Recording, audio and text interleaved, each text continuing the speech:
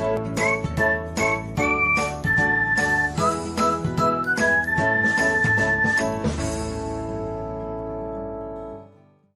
everyone, welcome back to another episode of Technologyglance. Today, in this video, I'm going to guide you through how you can change last seen online to nobody on Telegram. So, let's get started.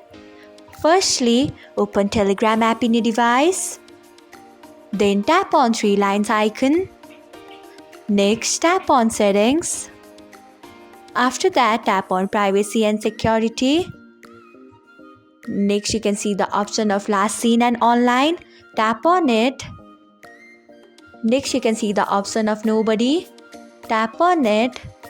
So, this is how you can change last seen and online to nobody on Telegram. Thanks for watching. If you found this guide helpful, we would love it if you hit the thumbs up button below.